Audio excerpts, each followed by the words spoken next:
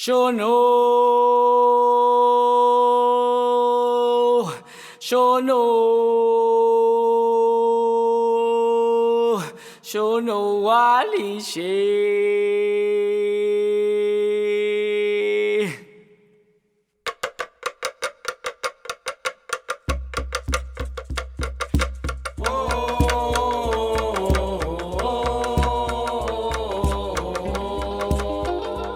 De los dos, desde donde quieran arrancarla, sobre todo también las infancias de ustedes, la vinculación con el movimiento político, la ideología política que tenían en su juventud, el pensamiento, cómo sentían el ser indígena, el ser charrúa en un momento de grandes luchas y bueno, y después todo el desenlace, toda la vida de ustedes y hasta la actualidad, hasta donde quiera contar Y si querés contar el futuro, podés. Cuando nazca la pregunta, ahí nace, la tira la ñata, o tiro yo.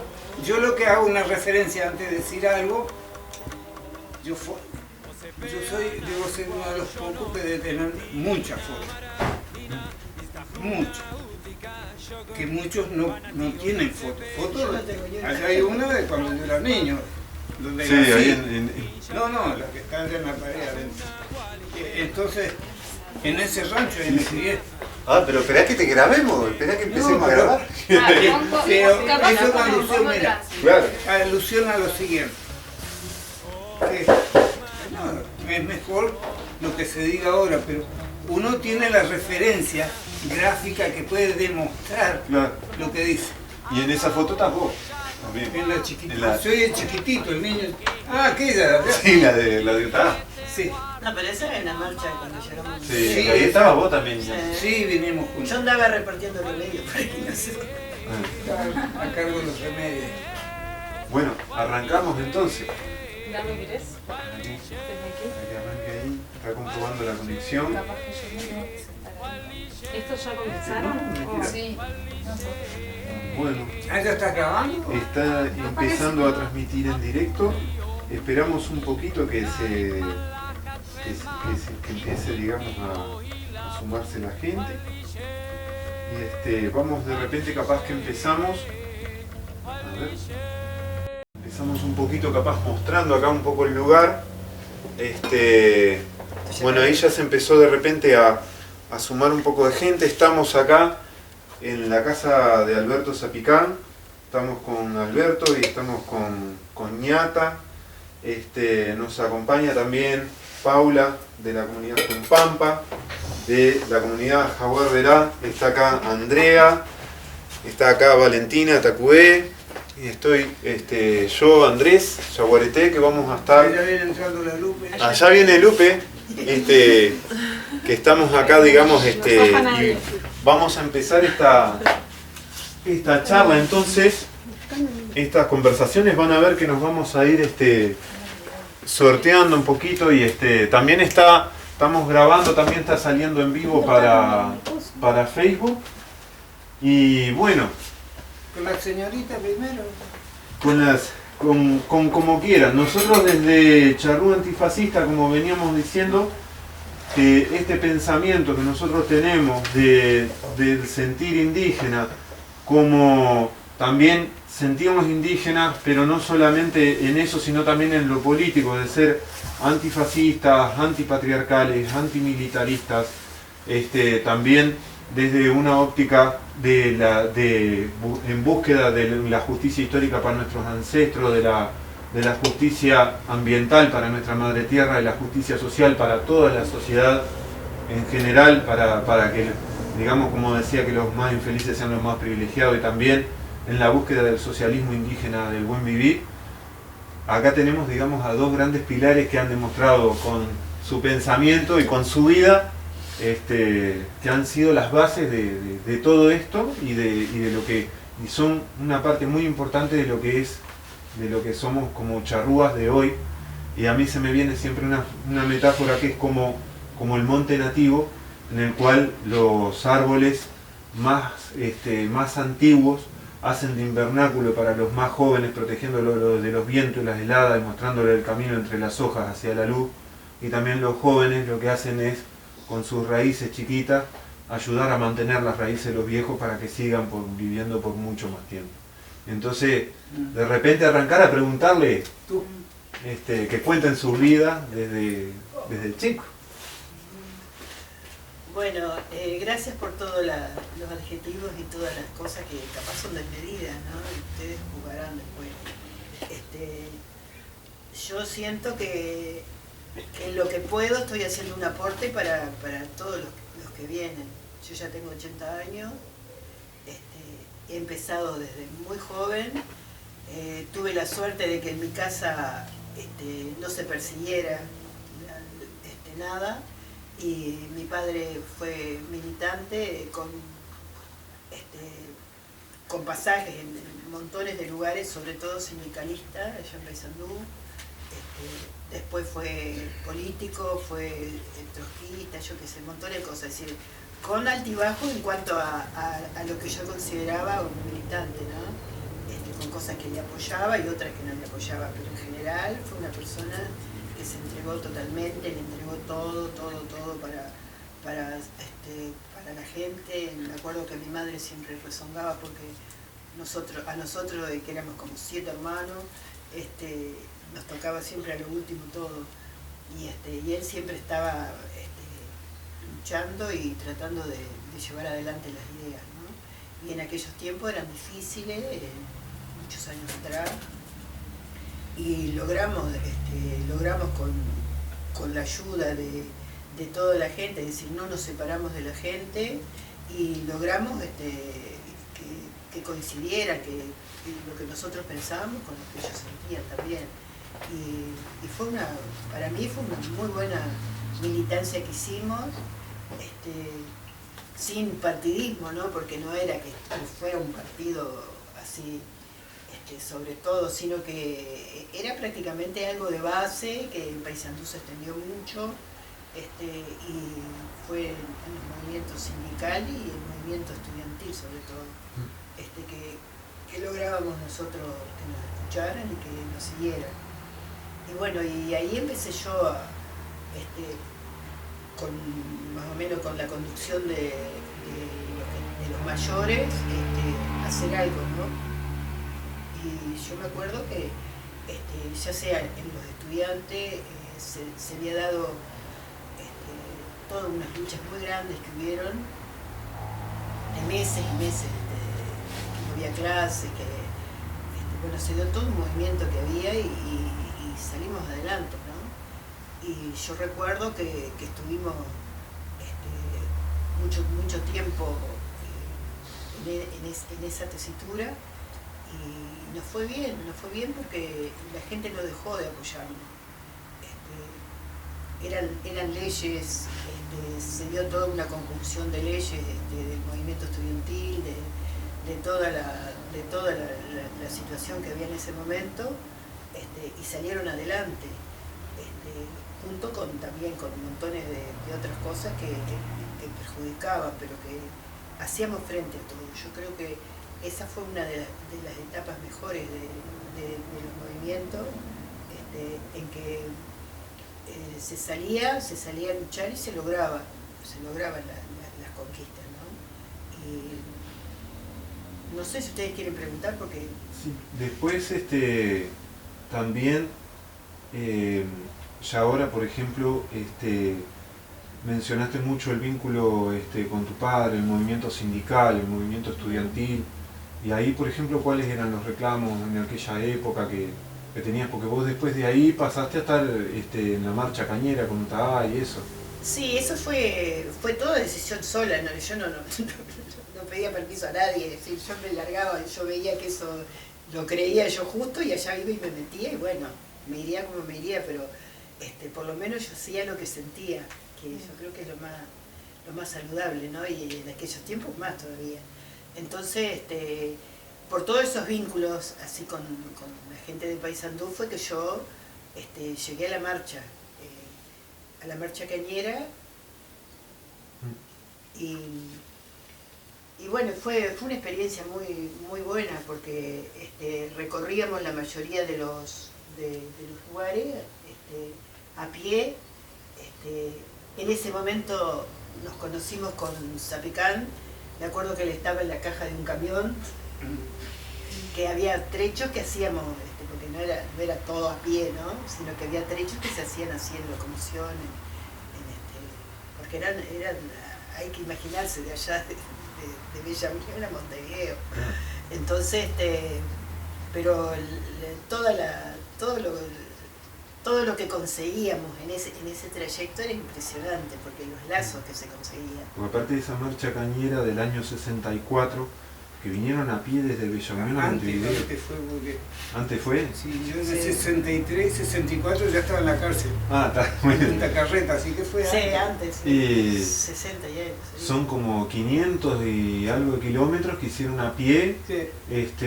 por digamos, los reclamos, y que se considera como también gran parte de lo fundacional del Movimiento de Liberación Nacional Tupamaro. Sí. Y a su vez también la foto histórica que se tiene donde dice donde vienen los cañeros ingresando a Montevideo por la tierra y por Sendic, ustedes dos salen en la foto.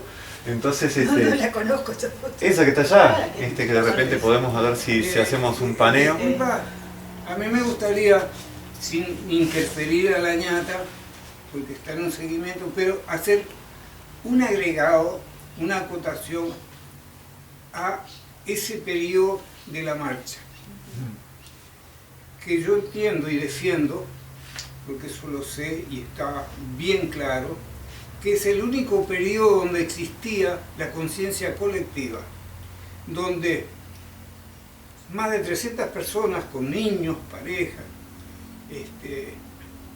no abogaban por un aumento de sueldo, por un derecho a la vivienda, o comida, o que le den un viático porque tenían hijos. No, el propósito colectivo era por los derechos a la pertenencia a la tierra. Por eso la ideología y las cárceles nuestras fue por el reclamo de las expropiaciones de Silvia y Rosas, que eran de unas viejas, que en criollo se dice viejas de mierda, porque las tenían para capitalizarse, porque nunca pisaron ese campo, y eran latifundios que servían para la producción y vivir la gente que tenían el origen nativo. Ahí en los documentos, que son innumerables, de libros de la marcha, se ve la mayoría de origen indígena. Bueno, es una acotación, disculpa, era un agregado para... Es la única instancia, después empieza a mermenarse, aquí termino, y empiezan a aparecer individualidades para ser dirigentes con sueldo, y postulados políticos, hasta blancos hay hoy en los peludos, andan a los besitos con la calle. Entonces las historias cambian con la aparición de los dineros, el consumismo, los teléfonos, el internet. La gente cambia. Bueno, no, esa parte no interfiero más. No, esa parte está muy buena traer la colación, porque prácticamente fue un cambio de todas las consignas que tenía hasta ese momento el movimiento obrero y la sociedad, porque eran mucho más profundas las aspiraciones que viste que meros aumentos o cosas así, y la gente agarró eso y fue un cambio, realmente un cambio de que se consiguió elevar los pedidos a que la gente viera que la cosa era mucho más profunda de pedir un momentito acá o una cosa más allá, ¿no? Fue muy importante, prácticamente cambió la dirección, vamos a decir así, el giro que dio todos los pedidos que se hicieron, ¿no? Que trascendieron más porque eran más profundos que lo que se venía haciendo hasta ese momento. Perdón, está bueno hacer esta acotación para tener memoria y entender el momento en el que estamos ahora también, ¿no? Como hay cosas que son también más profundas. Pero me nace otra cortita, porque lo que pasa es que ahí me entusiasmo antes de empezar a ser ordenado, es que fue la vanguardia de lo que dice la ñata, porque nosotros nos trasladábamos a todos los departamentos cuando acampábamos en el monte, llegábamos a una parte, habían delegados como con la Chela Fontoura, que todavía está en la pelea, y íbamos a pueblos, a ciudades que nos llevaban, Y siempre estábamos planteando sobre el derecho a las pertenencias, que era la tierra. Nadie iba a pedir comida. No, nunca, no comíamos a veces, aunque había olla común. Pero se fue perdiendo todo eso. Pero es la vanguardia que gesta, motiva a intelectuales, ideólogos de ciudad, del pavimento, con carácter político, y todos quieren llegar a dirigentes, y se genera lo que es inicialmente los Tupamaros. Pero es un movimiento que se genera por las motivaciones del campo y que se derivan tantas desvirtuaciones en el movimiento de los Tupas, ¿no? Con tanto desastre. Digo porque está el ñato, bueno, tanto disparatado. Pero fue un hito muy importante. Me voy a tener que apretar acá para no interferir. No, por favor, que no nos callen. No interferir, ayudar y apoyar. Bueno, ahí estamos viendo que tenemos bastante participación tanto por las dos redes, tanto por Facebook como por Instagram que está saliendo. También esto es como una charla abierta. Si hay alguna persona que esté en alguna de las redes, Instagram o Facebook, que quiera hacer una pregunta, la hace, salen las pantallitas y nosotros la hacemos. Lo que quería yo preguntar también de eso fue un acto fundacional, digamos, y fue como un quiebre, porque fue un hecho histórico esa marcha. ¿Qué lo llevó a usted a decidir el participar? Y que, digamos, y que cuenten un poco las experiencias de ambos en esta parte de la historia, gran historia del Uruguay, que es la marcha cañera. Dale, ¿por qué estaba hablando? ¿Qué rol Mira, tuvieron cada uno? A mí que me motiva llegar o aparecer desde la adolescencia en centros colectivos, en áreas colectivas agrarias. Yo me crío con mis padres, padre indígena y abuelo indígena, la parte paterna. Mi madre, hija de españoles, criado en el monte, en un rectángulo como este, con la foto. Todos en un rectángulo así, de barro, en la valleja, en el monte. No éramos sembradores, éramos recolectores. Entonces, yo vengo de una raza de analfabetos. Todos analfabetos. Y mi madre, aún siendo hija de español, era analfabeta, todos, los niños todos. Había un precepto que lo decía mi padre siempre, alguna vez que había escuchado a algunos de los niños que éramos una tropa. Eran dos núcleos familiares, el paterno, abuelos, padres y niños. Y a 6-7 kilómetros habían primas y primos hermanos, que quedan dos vivas, la ñata y la otra ñata. Entonces,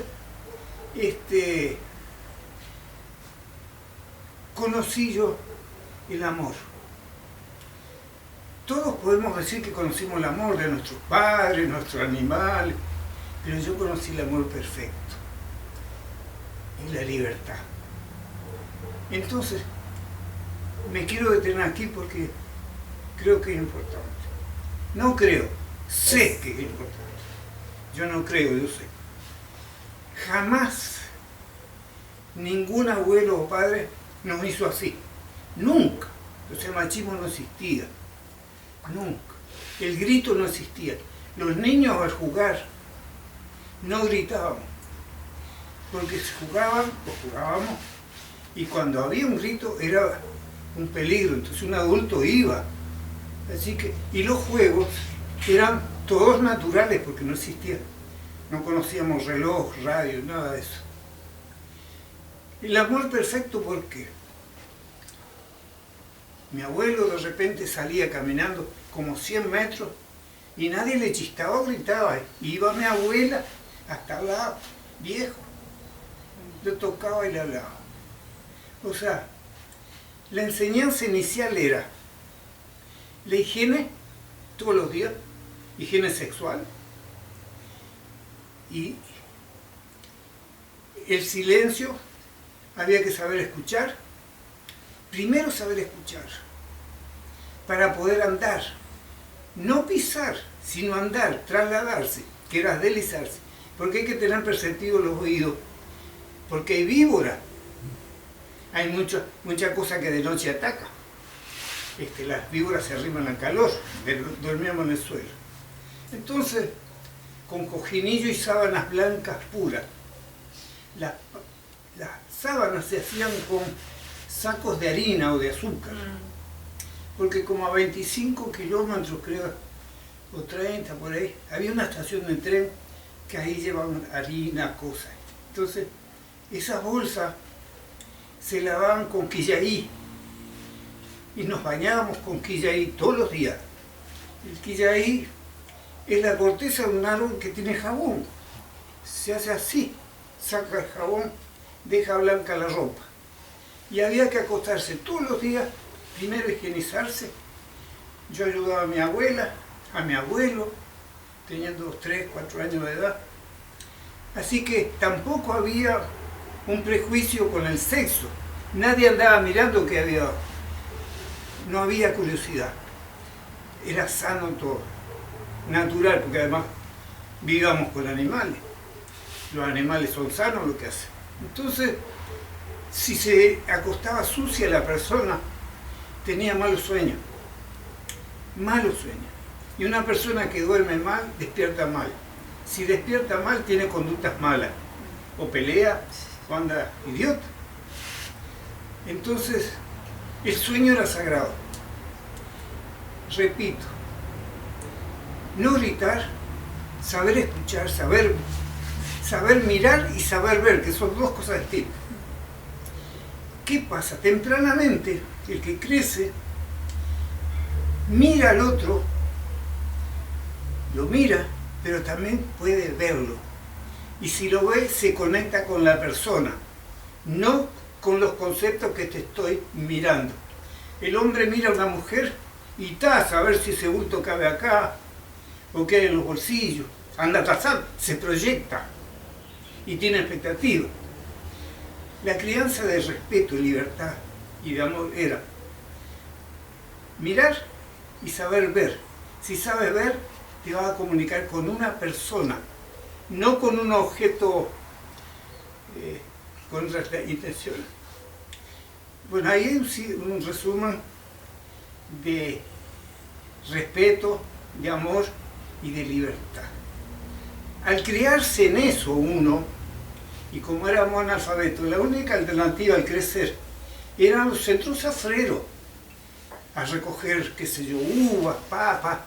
Entonces uno se movilizaba siempre hacia los centros agrarios colectivos por la zafra, pero básicamente para mostrar el valor de la libertad, el valor del amor, el valor de la familia, porque la familia fue feliz siempre. Yo hago un detenimiento aquí, porque era feliz y cuando es feliz la persona, porque me desinflé, yo estoy sin poder respirar. Entonces hago un paréntesis y retomo de esto. ¿Cuántos años tenés ya?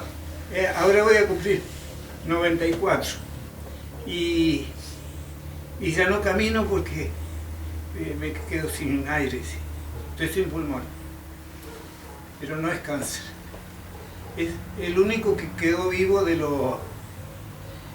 del submarino. Ahí en la tortura. Porque era marinero. Sí, sí. La tortura del submarino, que es un tablón que te atan un tablón y de cabeza te meten a un tanque. Orina y todo eso. Por aquí hay alguna pregunta. Aquí dicen, ¿qué efecto generó en ustedes como personas la marcha cañera? ¿Qué se modificó en sus subjetividades, en su forma de entender? ¿Para arrancar la ñata? ¿Dices tú? Bueno, en lo que me es personal, yo sentí como que venía algo diferente que cambiaba toda la historia en cuanto a lo que veníamos pasándonos todos, ¿no? De consignas, de formas de lucha. Era algo que no era así alcanzable. Nosotros sabíamos que la lucha por la tierra iba a ser algo muy largo de conseguir y de lograr, pero que la misma consigna a nosotros nos hacía más fuerte todavía. Eso es lo que yo sentí, que se iniciaba un nuevo periodo de lucha. No sé si está claro.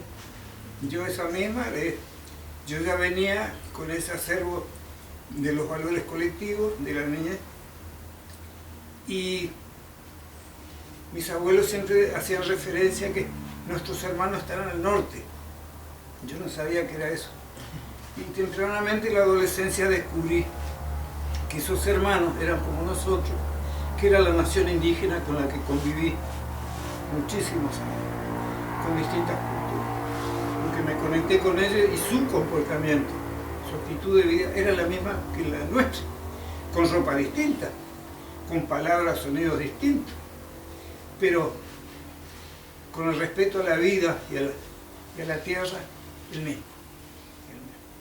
Entonces, a mí me reforzó lo que recibí de los abuelos. Pero después hago la referencia hacia la educación y por qué decía mi padre, dentro de un rato. Y ahí vos, ñata, ¿qué rol cumplías en la marcha cañera? Porque vos también tenías un rol bastante específico, bastante importante en la marcha. Sí, bueno, mi profesión, mi vocación, más que mi vocación es enfermera.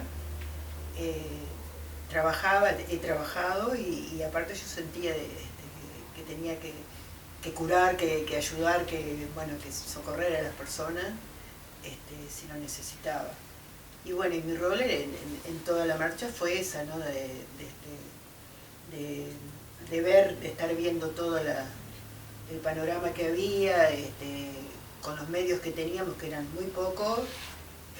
Teníamos ayuda, pero los medios materiales que contamos eran pocos, y bueno, y tratábamos de que todos estuvieran bien, de que asistirlo en lo que fuera, si había que llevarlo a un hospital cuando llegábamos a algún lugar, hacíamos eso, si no lo atendíamos nosotros.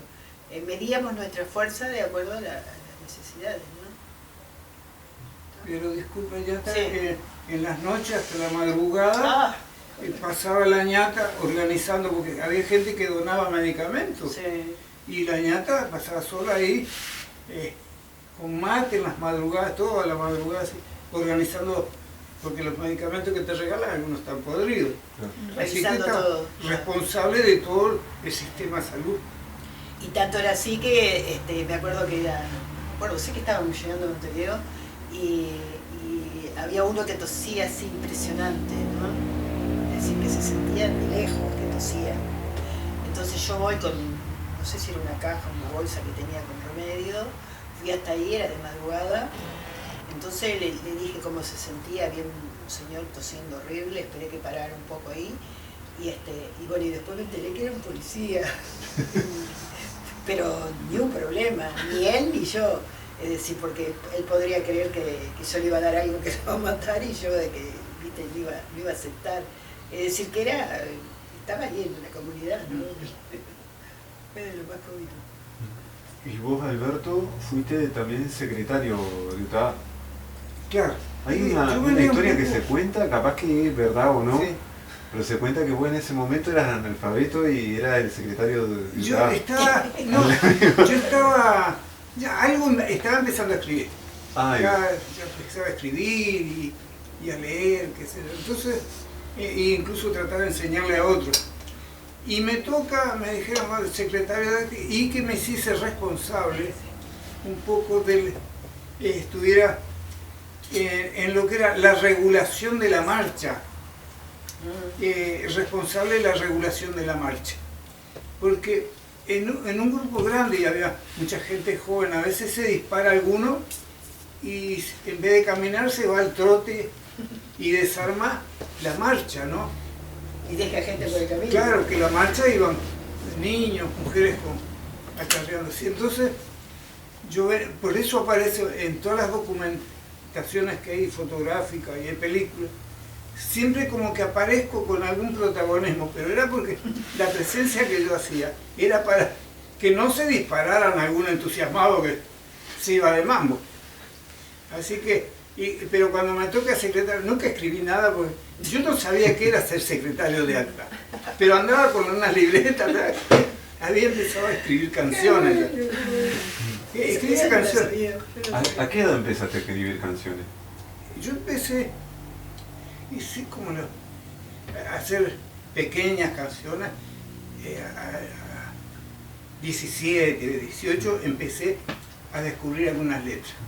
Hay una en particular que me trajo una canción tuya que yo la encontré ahora en un disco grabado, no me acuerdo en qué época, en qué año, pero que también está, lo leí escrito, que es un poema que vos escribiste al niño que fuiste.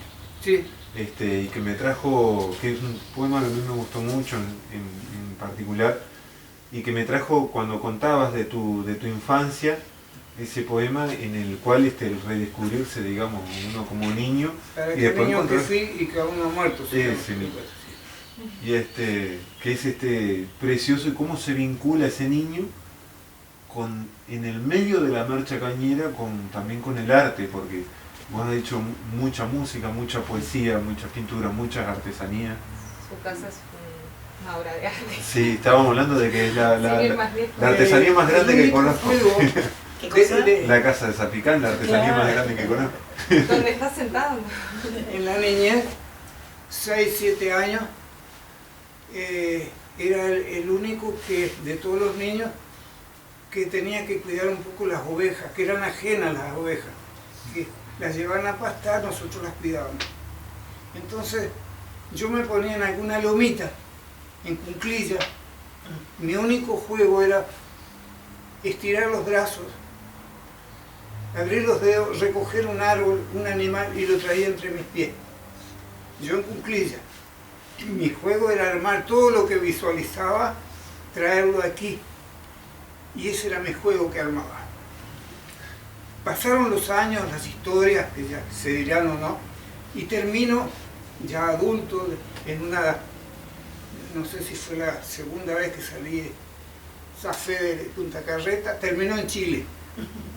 Y en Chile termino en Valparaíso, en los cerros, contra el mar. En Cunclilla yo había llegado solo tocaba percusión, un bombo, y no tenía nada, el bombo, ni plata, nada. Y en Cunclilla estaba feliz viendo el puerto a mis pies, estaba todo, y yo me había olvidado el cuento.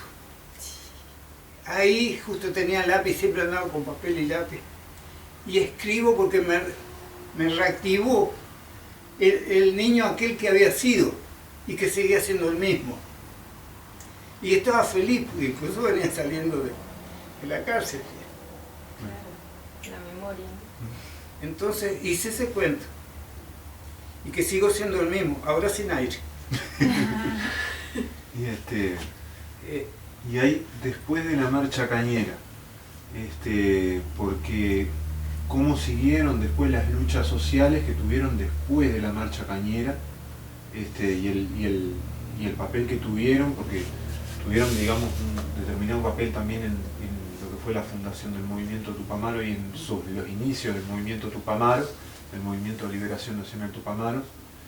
¿Qué es lo que los llevó, digamos, a la decisión de la lucha armada, por esas transformaciones de las que hablaba la ñata, y que hablabas tú también, Alberto, de esas transformaciones de mucho más allá, de transformaciones reales y no solo metas cortitas salariales? ¿Qué es lo que los llevó y qué rol tuvieron? Hasta los dos pasaron de repente por instancias de cárcel, de exilio también, y bueno, y ese episodio de la historia del país, que también es parte de la historia de ustedes y de la historia del mundo. No sé quién quiere arrancar. Vos que sos mayor. Dije que me agarro no es que sea mayor, lo que pasa es que anduve bastante. Y bueno, el hecho de estar interactuando en el crecimiento, aunque me estoy saltando cosas muy importantes O arrancar por las la cosas conducción de importantes. mi abuelo. No la conducción, sino las motivaciones, porque los abuelos no nos conducían a nosotros, observaban y cuidaban a distancia. Y según los comportamientos, pues se hablaba poco, muy poco se hablaba, pero se hacía mucho, había que hacer. Y jamás interpretar. Eso es un punto fundamental que uno lleva hasta hoy. Jamás la familia interpretaba, porque interpretar era distorsionar la verdad. No se decía lo que se pensaba, lo que se creía, se tenía que decir lo que se sabía. Y ahí reside la autoridad. Habla desde lo que tú eres, no de lo que quieres ser. Porque lo que quieres ser es una proyección, una expectativa. Esto te desfasa la identidad, te divorcia, te distancia de tu identidad. La identidad es cuando estás consolidadamente responsable de todo lo que tú sientes. Cuando tú haces una aclaración sobre colectivamente cómo se proyecta y habla desde lo que sientes es sagrado y es sabio. Lo que se siente, no hay equívoco. Este es sabio. Si tú has crecido bien, este no te traiciona. Y si no te traiciona los latidos, no vas a traicionar, a defraudar a alguien. Con la ñata toda la vida, de alguna manera siempre hemos estado conectados. Nunca nos hemos apretado con un abrazo. Tiempo hay todavía, ¿no? Lo que no hay aire. Entonces, yo sé que nunca defraudé a la ñata. Yo sé que nunca me defraudó la ñata. Entonces somos más que hermanos. Porque el hermano yo no lo elegí. Pero en el camino nosotros fuimos consolidando una carga de placer, de convicción, de ideología.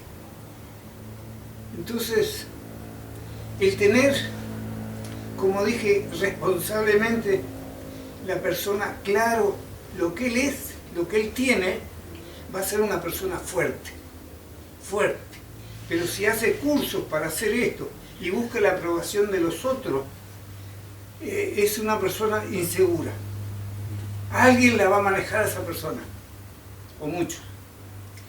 Hoy a toda una sociedad la maneja porque la persona no está segura consigo misma. Está llena de miedo. Y los miedos es un concepto. El dolor es un concepto. Después yo lo puedo aclarar por qué. El miedo es un concepto. La nación indígena, 46 millones de habitantes en el continente, no tiene miedo. Nadie, a pesar de la transculturización, nadie quiere ser como el otro.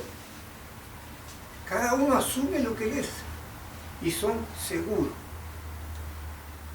No tienen miedo.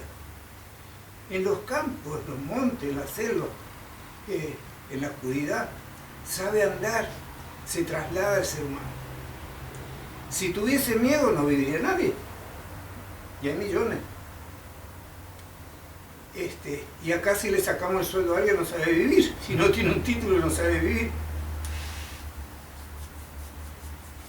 Con esta termino esta frase.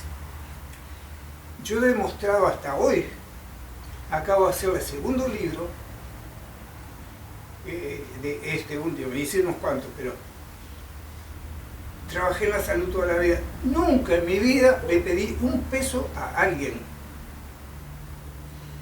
Nunca. Aunque algún libro, una vuelta a la edición anterior, de 300 libros se vendieron 100.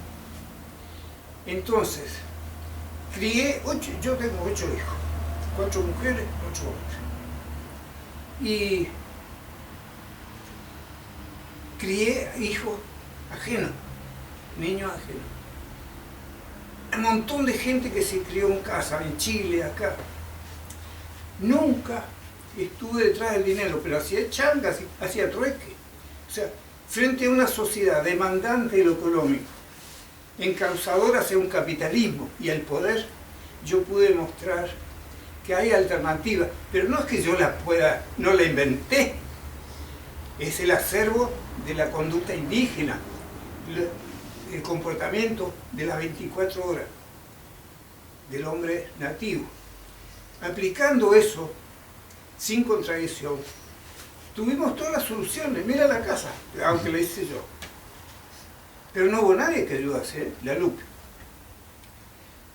Entonces, aún las inclemencias sociales, hay salida, hay alternativas para desarrollar lo que uno es, que es lo sagrado, desde lo que se siente.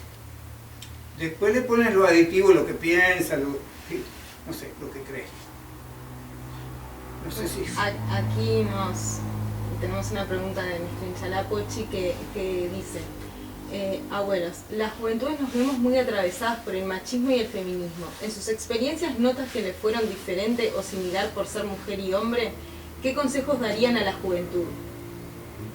También aprovechamos la pausa para decir que acá por Facebook están llegando saludos de Ana Martínez de Entre Ríos, así que están Internacionales. sí, están digamos viniendo saludos por varios lados. Esto es cortito para responder ahí, que yo ya había puntualizado que jamás se hizo así a los niños. Eso significa que había autoridad, que eso es distinto, pero autoritarismo no, y jamás se gritaba.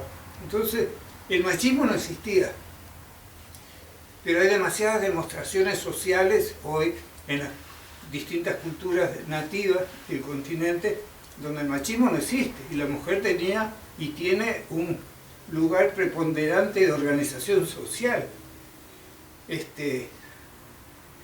Así que el machismo es una como endemia, ¿no? ¿Cómo se llama? Un coronavirus, una epidemia. Epidemia occidental. Es bien occidental el machismo y el feminismo también. Son dos cosas que afectan al comportamiento de los valores. Hay también igual toda una movida de feminismo comunitario también indígena que es muy fuerte y que como que reflota también todos esos valores. Pero es como todo está en la construcción también desde lo colectivo, porque vivimos en sociedades occidentalizadas que nos vemos también expuestas muchas veces, ¿no? A algunas cosas que si bien no son nuestros valores, se reproducen también muchas veces sobre nuestros cuerpos también, ¿no? Pero es verdad que son otros valores que nos mueven y otro entender también el vínculo, ¿no? Cuando hacía referencia al mirar y el ver dentro de nuestro origen, la familia, jamás se miraba el traste de una mujer o las tetas. Se sabía que también tienen los perros, las vacas. Entonces, ya hay un asedio machista en esta sociedad occidental, que mujer que pasa se mira por la codicia. ¿Por qué? Si en ese comportamiento de respeto y amor de nuestra historia, uno ponía la mirada de esa manera, estaba transgrediendo algo personal, se estaba defraudando porque estaba mintiéndose, transgrediendo los valores que te había dado la familia. Y si tú transgredes un valor personal, ya con la mirada o el pensamiento vas a estar transgrediendo. Entonces, y acá le agrego para terminar ahí. Mi padre decía, aquí nadie habla de escuela, ¿eh? Y no existía nada, ninguna escuela. Porque en la escuela, ¿por qué? Dijo él. La escuela se enseña a robar y a mentir. Y yo no sabía eso. Y de grande ya, de adolescente, bien crecidito, la entendí y vi que tenía razón. Hasta ahora. Porque a ti te pone la escuela, el mundo social, no te enseñan a lavarte el traste, a hacer un huevo frito, no sé, a consumir la medicina natural que tiene a tus pies. Te enseñan a memorizar la fecha, cuándo murió, cuándo reventó, fulano de tal. Y si memorizas bien, te haces médico, te haces abogado, te haces senador y te haces presidente. Cuanto mejor mientas, más rápido llegas al poder. ¿Para qué? Después la historia no queda. Entonces ahí yo entendí lo que decía mi padre. Y perdón, volviendo al machismo, en tu experiencia, ñata, ¿cómo fue la militancia siendo mujer? Muy difícil. Porque yo nací en el 40, imagínate que yo en el 55 tenía 15 años, que es más o menos donde yo me acuerdo. Era terrible porque era, por lo menos en el círculo que yo me movía o donde yo iba y todo eso, yo sentía que había, que te desmerecían como persona, así para que tu opinión, todo lo que quisieran, más en aquellos tiempos, que abrieras la boca para decir algo social o algo fuerte, no te daban bola, ¿viste? ¿No eras escuchada? En la mayoría de los casos no, dependía a qué me dirigía, pero había mucha carga así de machismo y que se hacía sentir, yo sentía, y sobre todo en los lugares de trabajo, así, ¿no? De cómo te trataban, de que siempre, vos sos mujer, ¿Tenías un grupo de compañeras con las que militabas? ¿O? No, yo casi siempre andaba medio sola. Ocasionalmente sí tenía algún tipo de apoyo, pero era muy poco, porque estaba el problema de que los padres no dejaban a las hijas salir, los otros padres, ¿no? Yo me manejaba bastante. Yo tenía el aliado que era mi padre, que era militante, entonces él era el que medio ponía las pautas, entonces si yo pedía para ir a una reunión, él sabía que yo iba a una reunión. Entonces no había problema. Estabas un poco protegida también. Sí. Y aparte que él como lo conocían y todo, lo respetaban, ¿no? Los mismos tipos. Algunos se me tiraban medio encima ahí, pero yo lo sacaba en el medio. Había una carga, ¿viste? Yo sentía una carga machista en todos los contactos que podías hacer. Y yo que sé, para volver de las reuniones, ese era uno de los problemas míos. Las reuniones en Paysandú, me acuerdo que los plenarios y todas esas cosas que yo iba, terminaba a la 1 de la mañana. Entonces, ¿cómo llegaba yo a mi casa? Y la mayoría de los tiempos que decía, prisa, ayuda, me preguntaban así, cada uno por su lado. Y yo me trataba de ir sola también.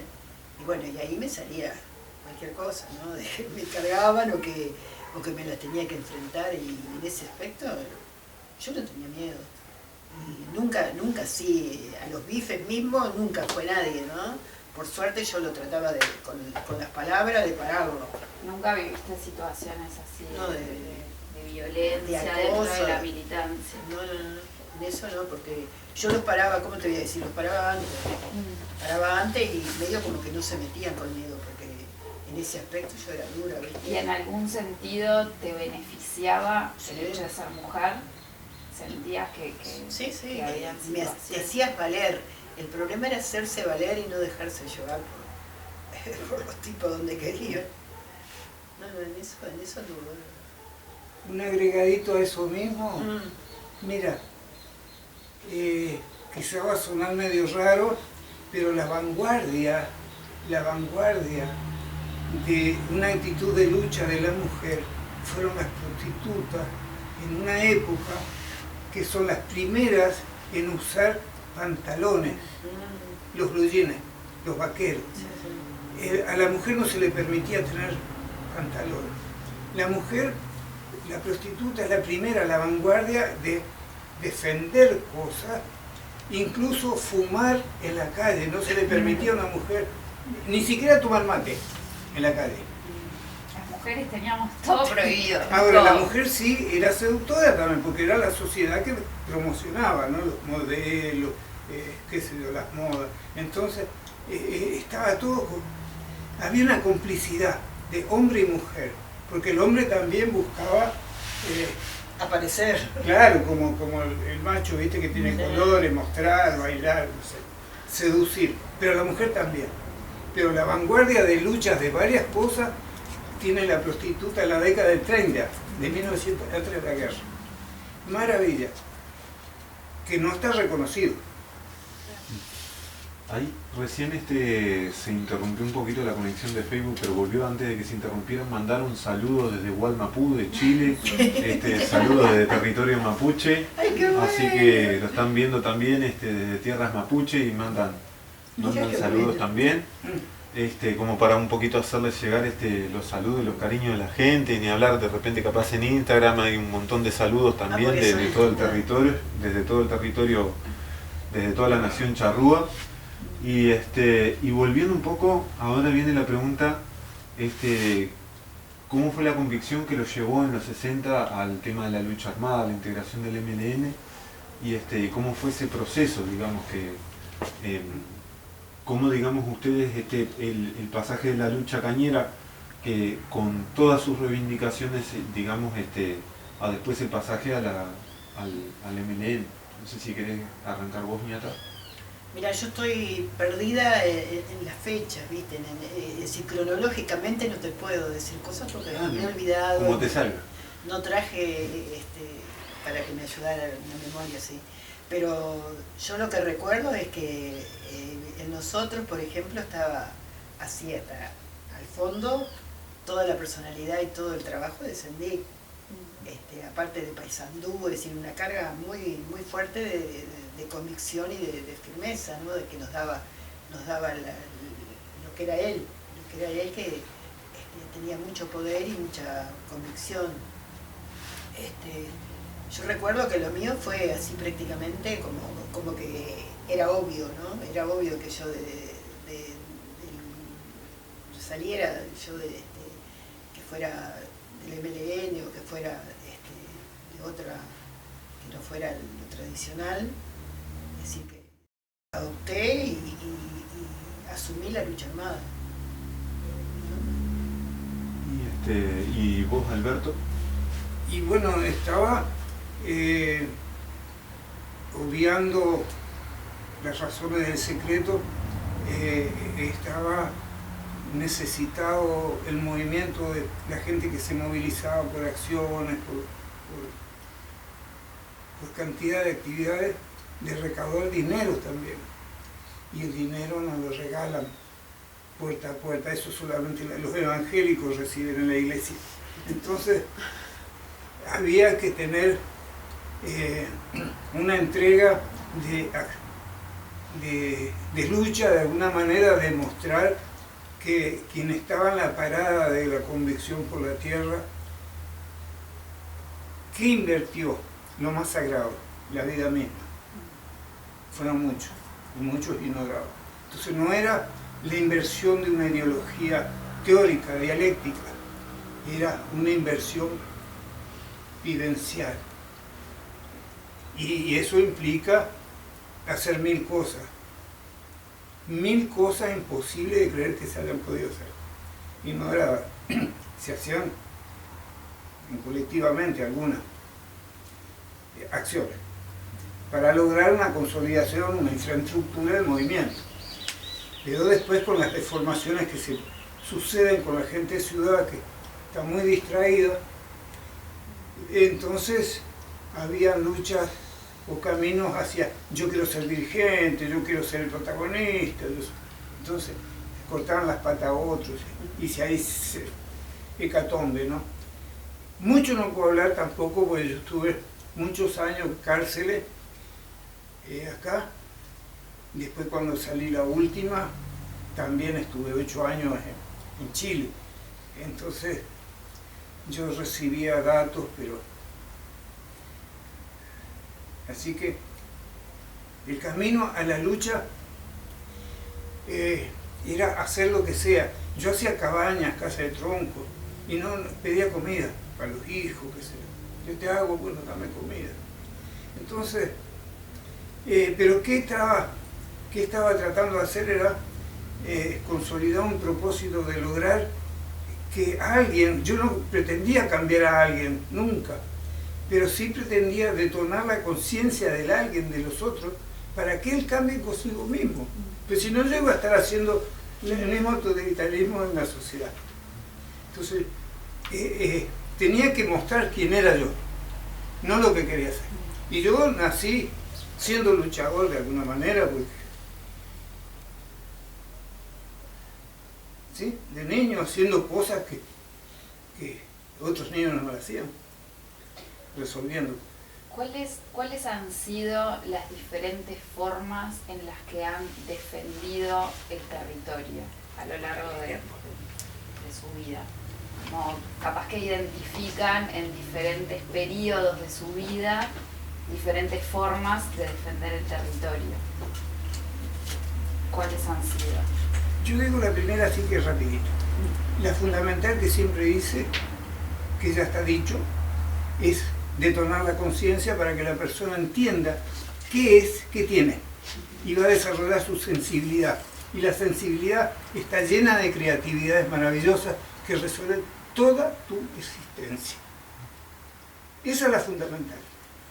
Al margen de esa hay paralelos que tú dices, bueno, si yo estoy asociado con fulano en un proyecto colectivo, bueno, amortiguemos una acción común, aunque yo pueda tener un poquito de diferencia con la acción que tiene mejor argumento, la tuya, porque hoy los argumentos son distintos.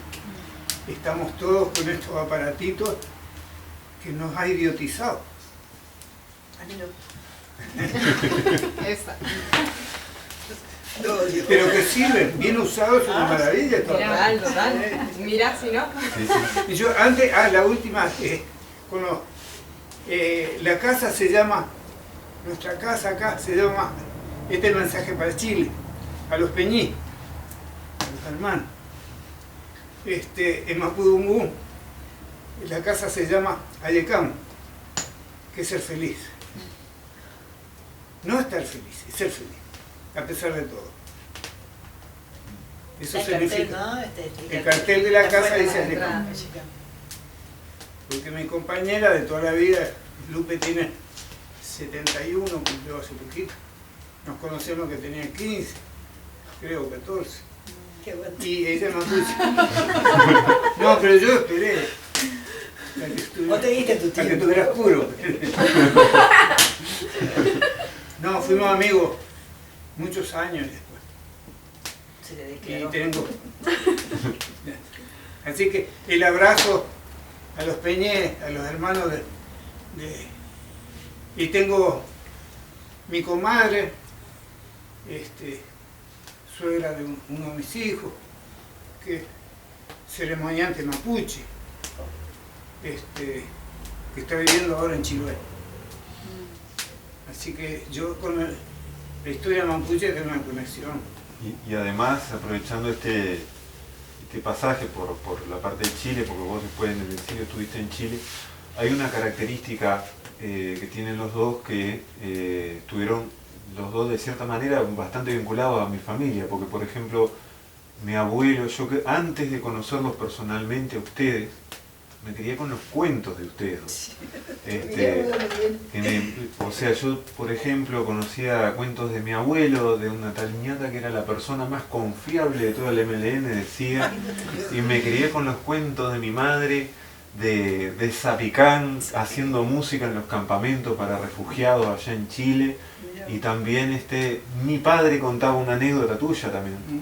Mi padre una vuelta, era muy joven, obviamente mi padre, si estuviera vivo tendría 74 años, y mi padre siempre cuenta una anécdota que una vuelta que él estaba acampando en Bella Unión, allá en Utah con los cañeros, estaban discutiendo sobre que había que hacer casas más para toda Utah, porque de repente estaba bastante complicado, que las viviendas eran muy precarias, que dice que le llamó la atención que vos te levantaste y te fuiste de la reunión, que estaban todos discutiendo cómo debían ser la casa. Cuando terminó la reunión, como a la noche, que pasaron todo el día discutiendo cómo debían ser las casas, salieron y vos ya tenías 3 paredes levantadas. Ah, te veía a trabajar. Yo me crié haciendo cabañas, pero tu abuelo siempre me decía, tu abuelo, que vivía exiliado también en Chile y que aportó a Allende directamente muchas cosas. Que tu tía y tu vieja eran chiquitas, estaban en campamento allá en la costa. Tu abuelo siempre me decía, o le decía a otro, aquí viene el peludo intelectual, porque yo siempre andaba con papeles escribiendo, el peludo intelectual. Pero no sé si, yo me enganché con mi abuelo otra vez, porque yo cada vez estoy más cerca de mi abuelo. Todos los días que paso tan como anoche muy mal, todos los días muy mal, cada vez estoy más feliz porque estoy más cerca de volver a casa. Y ahí yo lo que quería que también que cuenten esa parte, por ejemplo, Alberto, cómo fue el exilio tuyo y vos, Ñata, porque vos tuviste también tiempo presa y eso. 2 años y medio. 2 años y medio y te fugaste. Sí. Te fugaste. Arrancamos de repente contigo, ¿cómo fue, digamos, el tema de la cárcel? ¿Cómo viviste el tema de la cárcel? ¿Cómo te impactó? Y después todo el tema de que vos te fugaste de la cárcel de mujeres por el túnel de la cárcel de mujeres, que cuentes un poco cómo fue, digamos, esas 2 cosas. ¿Cómo viviste, digamos, la cárcel? Y después cómo... La cárcel, la fuga y la libertad. Y volver a agarrarme. Y bueno, sí. Te olvidaste de ese detalle. Bueno, déjame acordar, a ver, porque tuve tanta ida y venida. Es que llegamos a viejo y a veces cuesta. ¿Cuál era la primera pregunta? ¿Cómo viviste la cárcel? O sea, el tiempo de cárcel, la fuga y la libertad. Bueno,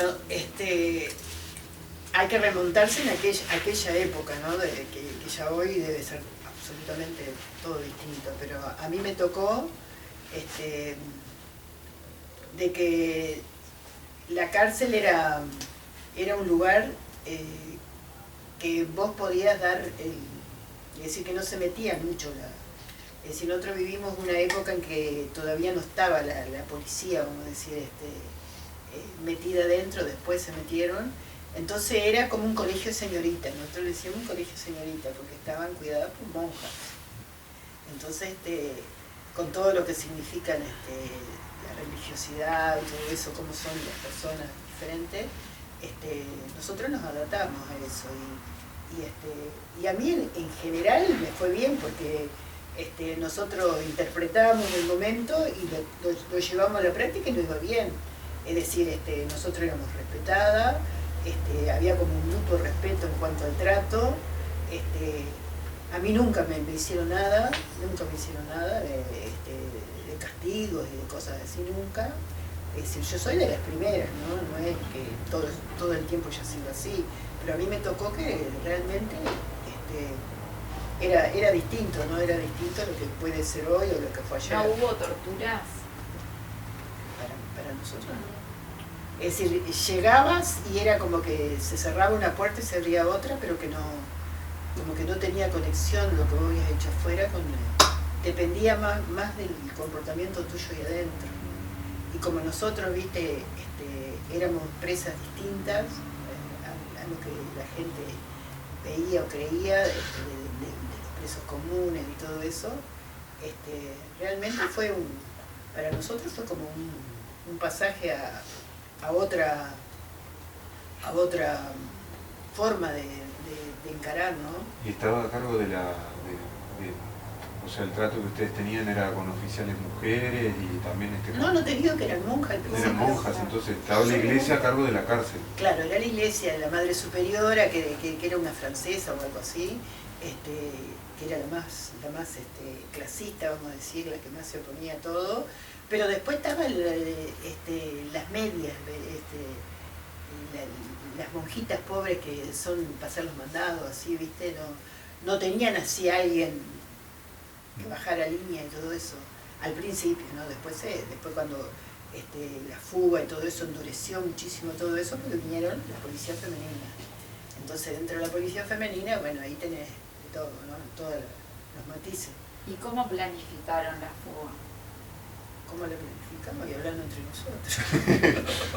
Pero No le decíamos ¿cómo, eso. cómo era posible esa comunicación? ¿Era sencillo para organizarse adentro de la cárcel? Nosotros íbamos como haciendo etapas, es decir, íbamos pidiendo cosas que no tenían nada que ver con afuera, pero que a su vez tenían que ver, por ejemplo, que nos juntaran todo en el mismo lugar por X causa que no tenía nada que ver con cosas así de fuga, ¿viste?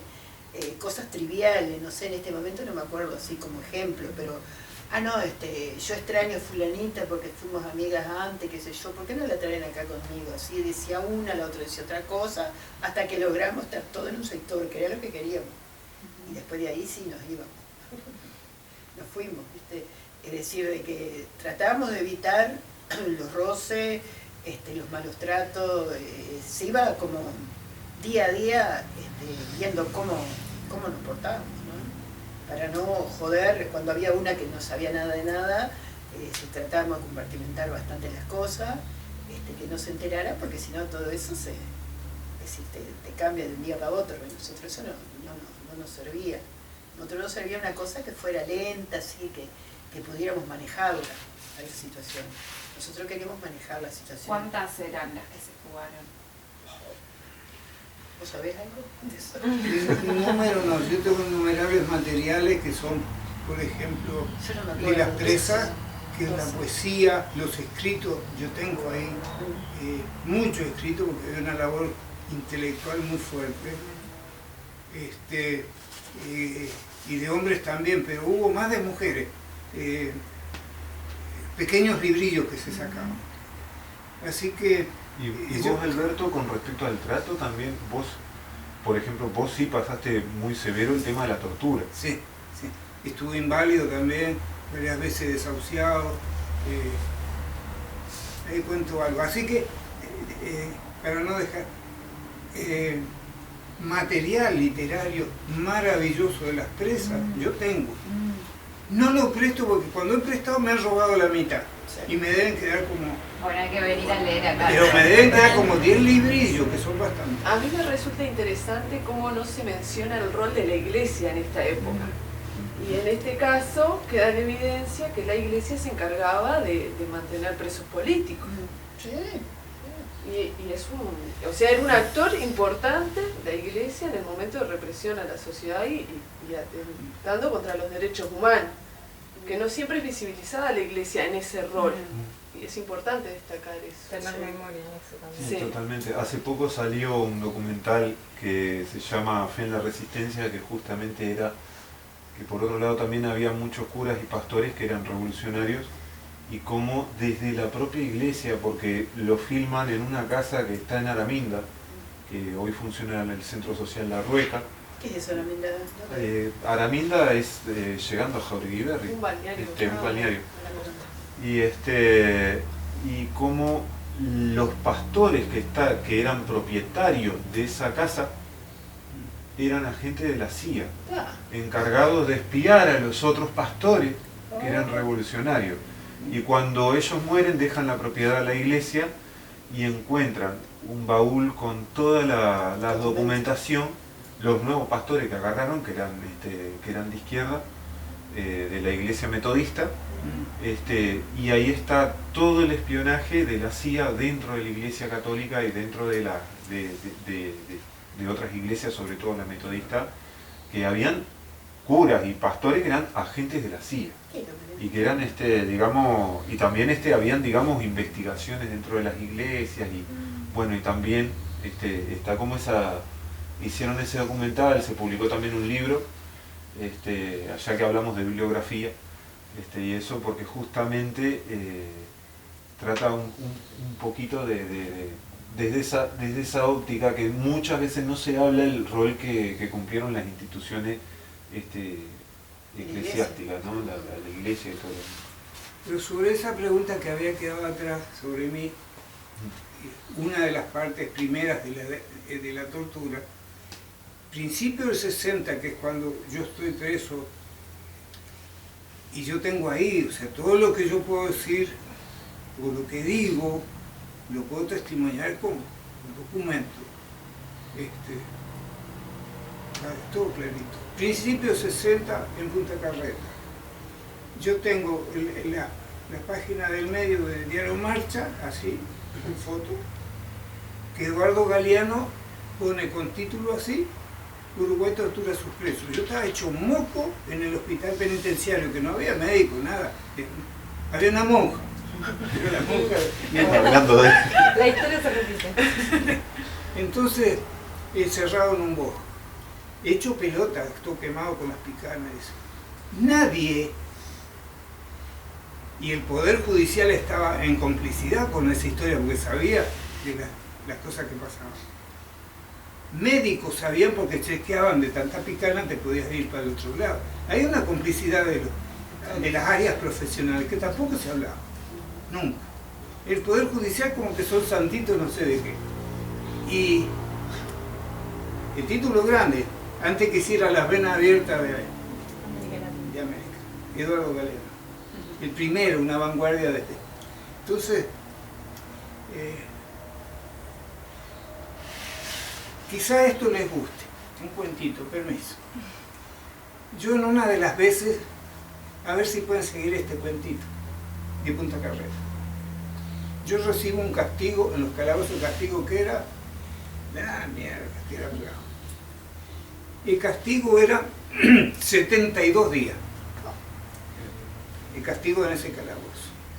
Era, salía de la pared un agujero donde la canilla no estaba, toda podrida, todo podrido el suelo, orinaba hasta ahí, verde.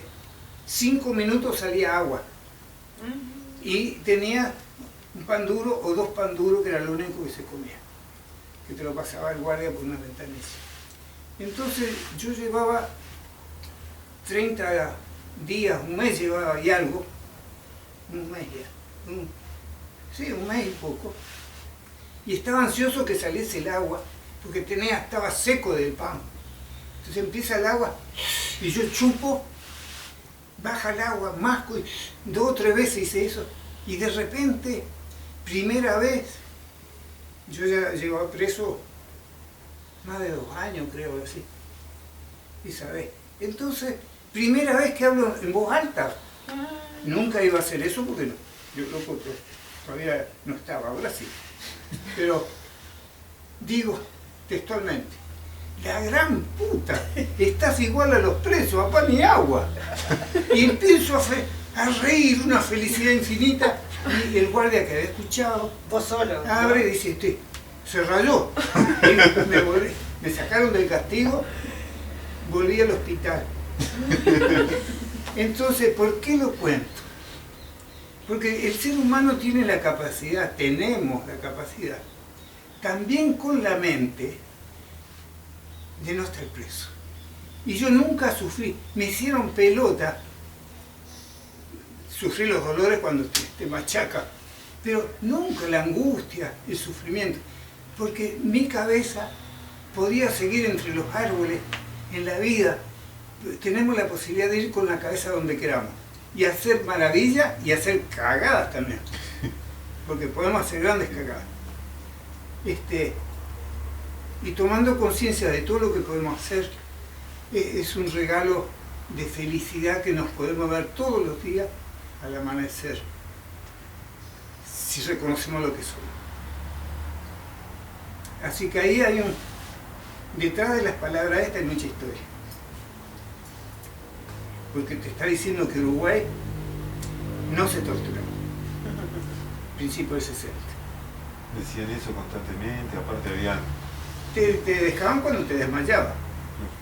Y después tú quemado. Yo tengo las marquitas que te andan por el cuerpo, la picana te quema. Y después vos tuviste también detenido y preso en Chile también. Sí, como casi 8 años. ¿Cómo te trataron? ¿También? ¿Picana? Bueno, tuve suerte porque muchas veces quedaba desmayado y me dejaban tirado en cualquier lado. Muerto te He dejaban. quebrado las piernas, manos, maxilares, todo reventado. Entonces como muerto me dejaban tirado. Pero estuve, sí, encerrado en las cárceles. Y después de ahí, ¿cómo saliste?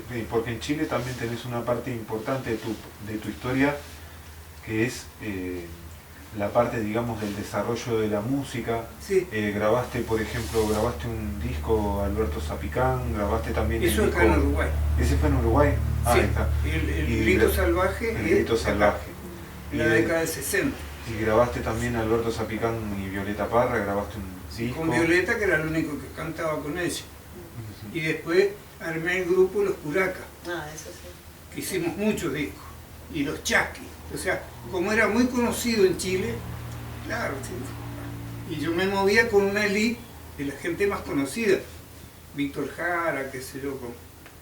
Y además con el movimiento indígena, que siempre estuve en eso.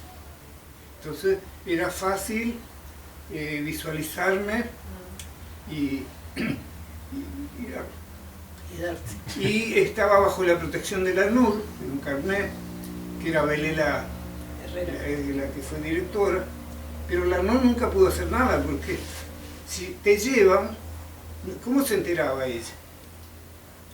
Y lo más difícil de esas historias no fue la invalidez y todas las quebraduras, sino lo más difícil fueron las amenazas que yo tenía las 24 horas.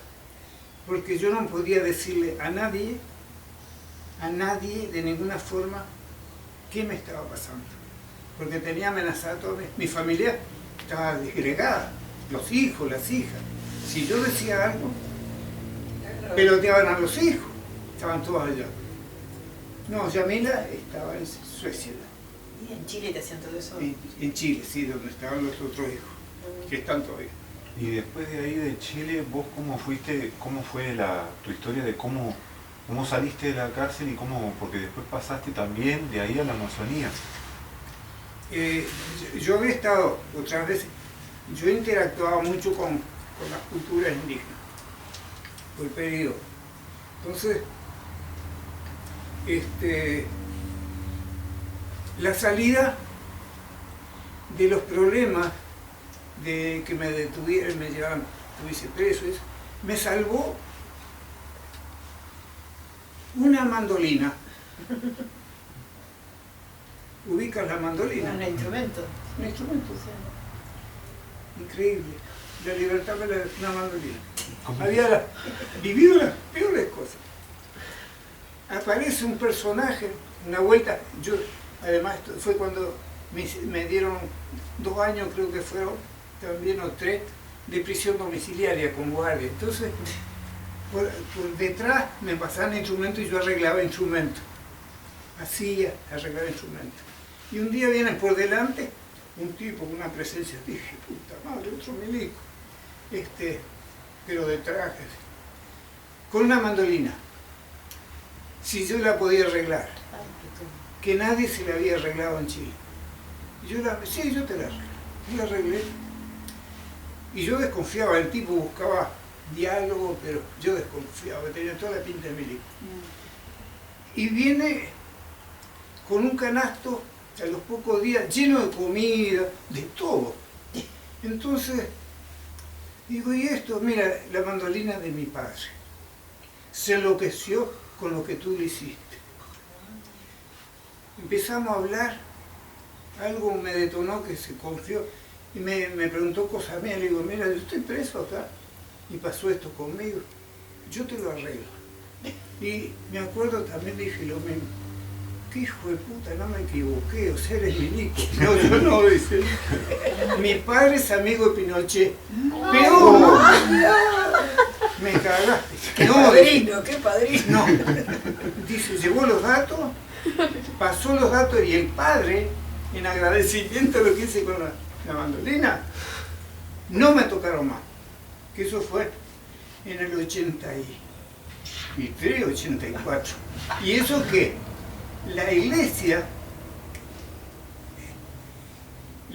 ecuménica sueca, la iglesia, que yo soy ateo, la iglesia en Chile, ¿cómo es? La Vicaría de la Solidaridad se llamaba. Hacían programas, hablaban de mí, pero nunca hicieron nada por mí, nunca. Hablaron, ¿no? Cuando estuve preso nunca me llevaron un pan o preguntaron nada, nadie. El ARNUR tampoco. El alto comisionado para los derechos tampoco. Entonces, aquí cierro la respuesta. El hecho de saber manejar la historia, la experiencia, te da herramientas para resolver todo, que ya lo había dicho. Y acá agrego esto. Generalmente, el ser humano habla anecdóticamente y se llena de anécdotas y pregunta cosas que son anecdóticas. Refuerza la anécdota. La anécdota sirve. Es como la poesía. Decora, ilustra, pero no son valores para el vivir. No sirven para el vivir. Lo que te enseña como valor para vivir es que a lo anecdótico lo transformes conscientemente en experiencia. Entonces ahí, ¿cómo se define la experiencia? Es que ya has aprendido a resolver tu problema, no otro, tú resuelves. ¿Cuándo pasa a ser sabiduría? Cuando a esa experiencia la puedes transmitir a terceros. Quizás nosotros en este momento, aunque yo estoy seguro que estamos transmitiendo sabiduría. Y sabiduría es saber, no es nada mágico.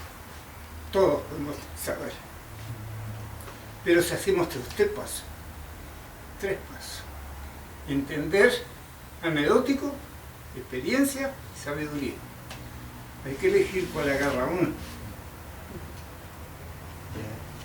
Aquí están, bueno, agradeciendo por este diálogo, por estos compartires de los saberes, mandan saludos desde Italia. Mensajes internacionales. Y después también aquí tenemos otra pregunta que es ¿qué palabras o sonidos aunan o describen sus valores más presentes hoy día? Creo que también un poco esto lo estabas como comentando. Y sigue un poquito, dice, siendo nuestra cultura del silencio o de la palabra equilibrada. O sea, ¿cómo podrían capaz que sintetizar en...?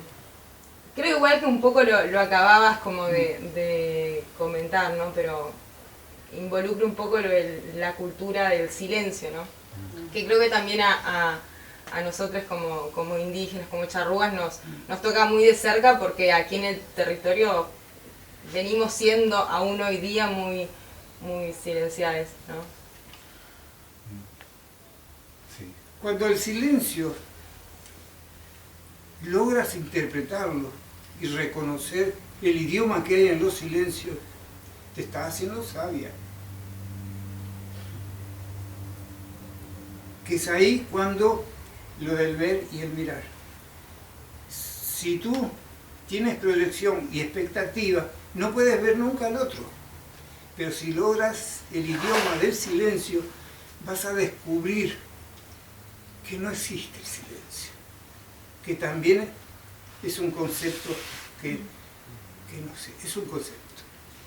Las plantas hablan, los insectos hablan, el aire te comunica, te trae mierda, te trae epidemias, bacterias, virus.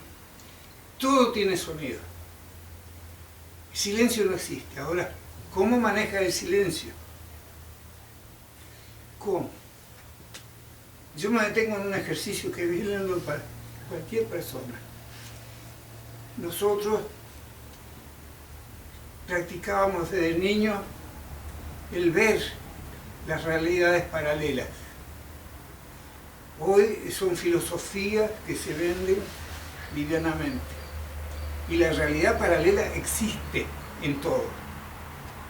Ahora se está diciendo que las plantas hablan por las raíces, eso es más viejo que la cocoa. ¿Y el ejercicio cuál es?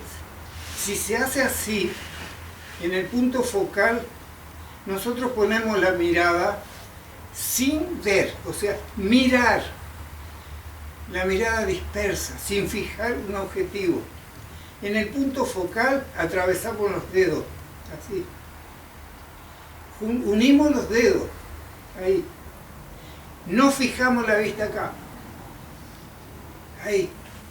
Separamos los dedos y vamos a ver que flota una falange. Todo lo podemos ver en un segundo, eso. Todo, y lo que están escuchando quizá. interferir en el punto focal ahí, la mirada dispersa.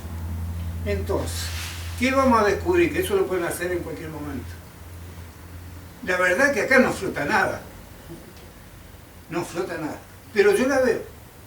Y ustedes la pueden ver. Es un ejercicio para entender que la realidad paralela existe. Si tú a un animal, a una persona, a una planta la tomas con ese respeto del saber, de querer compartir, vas a descubrir que uno respetaría mucho más al árbol o al insecto porque saben vivir mejor que nosotros. No sé si me excedí. No. Vos, ñata, algunas palabras que resuman tus valores hoy día. ¿Le acordó de esa? No todo tiene palabras. Todavía me tiene a mí al lado. Nos tienen, la tenemos. No, mira, ahora no tendría nada para decir. Interpretamos los silencios. Y bueno, y después, ¿cómo fue también ustedes tuvieron distintos procesos después de cuando vino después de cuando vino la democracia al país, también de seguir la lucha y demás?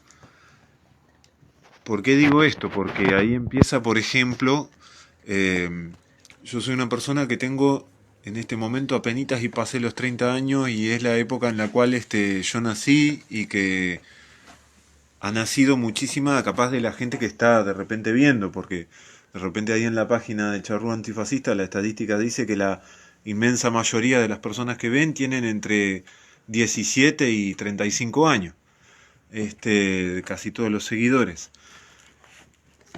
Ese periodo en el cual nosotros los que estamos hoy, que nacimos, por ejemplo, a mí me pasó de conocer a ñata, más allá de primero sus historias, pero después verte como vicepresidenta del CONACHA, después fue la primera persona que conocí en una reunión del CONACHA, fuiste vos, hace 12 años atrás, y después recuerdo también de las tareas, digamos, tuyas, Alberto, como sanador también, porque vos también sos huesero, y recuerdo también que a principios del 2000 le pasó a mi padre un accidente en la construcción, que quedó con la columna totalmente deshecha, y los médicos del hospital lo mandaron contigo a que le arreglara la columna porque la medicina occidental no podía arreglarle las cosas, y un médico le dijo, mira, yo conozco una persona que puede arreglarte.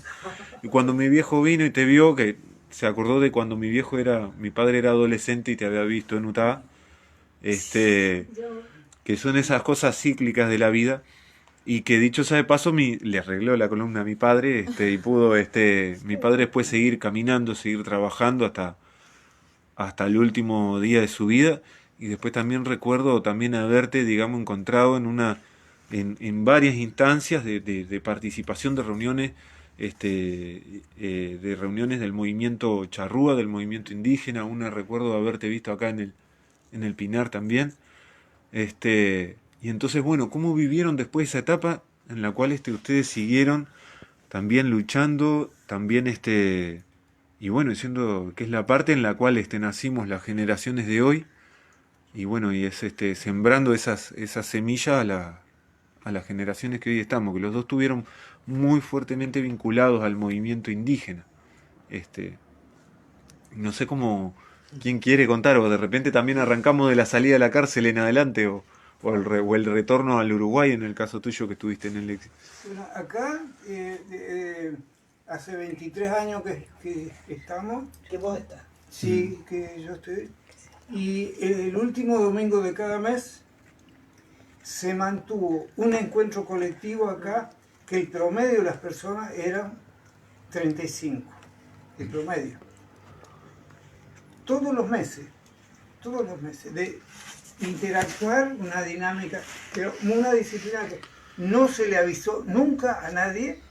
Ya sabían que uno estaba y que ese domingo se participaba en lo que era cada uno expresarse desde lo que sentía y buscar, digamos, refuerzo para la claridad. Así que la forma de militancia, en mi caso, se fue restringiendo porque yo ya llegué sin pulmones y hice toda esta casa solo, terminé liquidando lo poco que quedaba. Entonces ya me hacía algunas changas por ahí, pero ya no podía ni salir. Así que la actividad esta, que tampoco era para recoger nada, porque nunca se le pidió, al contrario, se compartía todo lo que teníamos. Todo. Que la forma de tener elementos, qué sé yo, comer, pellizcar algo, tomar mate, siempre hay alguien que trajo algo y que se comparte. Y con la salud pasaba lo mismo. Alguien de repente traía algo. Así que la militancia de alguna manera fue mantener siempre presente visualmente, no solo que lo siguieran viviendo los hijos, que ya el último no está, en ser uno mismo. Yo nunca quise cambiar en mi vida. ¿Cómo voy a cambiar? No, imposible. Me gustaría ser una abeja, no sé, un elefante. Aquí tenemos una pregunta. Primero, agradecen por esta entrevista y preguntan si pueden contarnos sobre cómo se identifican como charrúas, es decir, sobre sus raíces, y dice, gracias y confirmo, la verdadera garra charrúa está acá. O sea, ¿cómo se identifican como charrúas? Arrancamos por ñata de repente. Bueno, yo lo que... el camino prácticamente lo hice sola, en darme cuenta, en plantearme el problema y tratar de solucionarlo. Yo sentía desde muy chica que, no sé, que algo había, que algo, yo sentía cosas, y que tenía que ver qué era, ¿no? Y bueno, y traté de buscar, entre medio de montones de cosas que me pasaron, de estar presa, yo qué sé, de cambiarme de lugar, de estar en otro país, de tener una vida bastante agitada. Y bueno, y de a poco fui viendo de que tenía que buscar dentro mío qué era que pasaba. No me conformaba nada de lo que yo iba logrando, lo que iba consiguiendo en cuanto a valores y cosas. Y bueno, después vinieron los contactos con compañeros, con gente que estaba en la misma posición mía, y vimos que realmente, es decir, anduve por la izquierda, anduve por montones de lugares y no, en ningún lugar encontraba la razón de mi vida, hasta que encontré y vi que los movimientos indígenas, el movimiento charrúa, era lo que yo andaba buscando. Y bueno, todo el mundo me apoyó y bueno, y encontré el lugar que yo quería, ¿no? Que era el que estoy. Y bueno, es diferente que el proceso que hizo Alberto, ¿no? Porque, bueno, Alberto estaba ahí, prácticamente se sabía, ¿no? de todas sus cosas, y él sabía también bien concreto lo que pretendía, lo que quería. El caso mío fue así porque yo estaba sola, no me conformaban los grupos que había ni nada, porque entendía que no era eso que yo andaba buscando, ¿no? Creo que más o menos así, medio entreverado es lo que me pasó. Y está bueno acotar que la ñata sigue participando del colectivo de mujeres indígenas de Uruguay, participa de todas las reuniones, nunca falta, llueve o truene, ella va a las reuniones y es para nosotros la abuela que es necesaria en el círculo de mujeres que se da de muchas generaciones, desde las chiquitas hasta las más grandes. En ese punto yo jamás en innumerables artículos, entrevistas, nunca dije que era charrúa, nunca. Sí sostuve que era descendiente y que era mestizo, que es lo más jodido que hay, porque de alguna manera lo genético español y lo indígena están como aceite y agua, aceite y agua. Es difícil asumir, es más difícil asumir un mestizaje que ser enteramente Puro. Algo. Entonces, siempre estuve en esa parte. Pero sí supe elegir y ver, porque pude ver el espíritu paterno, con haberme criado con abuelos, quizás si me hubiera criado con la abuela española sería un gallego de mierda, ¿no? Nada, disculpa. Acciones que escuchan. Entonces, asumí la parte nativa. Y un amor infinito. Yo tengo la presencia de mis abuelos acá, no porque los traiga yo con mi cabeza. Es un parte de mi latido, como todo aquello que uno ama en la vida, pasa a ser una pertenencia. Entonces, al asumir claramente algo conmigo mismo, me hizo muy fuerte. No vuelo, o creo que sí, porque cada viaje me he pegado, pero nunca pité de droga. Pero el asumir, repito, 1000 veces, ¿qué es uno? Yo te estoy viendo a ti con tus preguntas y yo no veo una mujer y no es sobar el lomo, seducir para otro camino, convencerte de algo, no, veo una persona y podemos interactuar, que eso es la vida mía, al mismo nivel. Tú sabes cosas que yo no las viví, no las sé. Lo importante sí, que si te genera algún daño, y si yo las sé y las compartimos, quizás pueda, o seguramente pueda ayudarte. Pero si me conecto como persona, y estoy repitiendo, voy a tener una familia toda la existencia. Entonces, asumir el espíritu libertario del charrúa, o el indígena, el nativo, el que sea, chaná, guaná, lo que sea, el hombre nativo. Asumir ese espíritu es un compromiso que tú tienes que invertir las 24 horas en tu vida, de ser una persona mejor que ayer y mejor que el mundo occidental. Porque a quién se le debe enseñar es a la gente que está enferma, esta sociedad. Y yo no creo que sea una utopía, se puede cambiar. Y uno sigue insistiendo, con un lápiz, con un dibujo, con una palabra. Pero tiene que estar todo salvaguardado con una actitud. Es el espíritu libertario del hombre nativo, que no ha permitido y no permite que se te domine. Y si tienes amantes, lo que sea pareja, ser iguales, ser los mismos, es uno mismo el otro, es lo mismo que yo en el cuero del otro. ¿Hay alguna cosa que quieran agregar como un mensaje para las personas que están escuchando? Y ahí ya vamos cerrando la charla. Yo la cierro que tengo, la voz la cierro yo y después te... No te jodas, no te jodas. O algo que quieran decirle a los sí, jóvenes. Eso, insistir en que otro jueguito parcial de los dedos.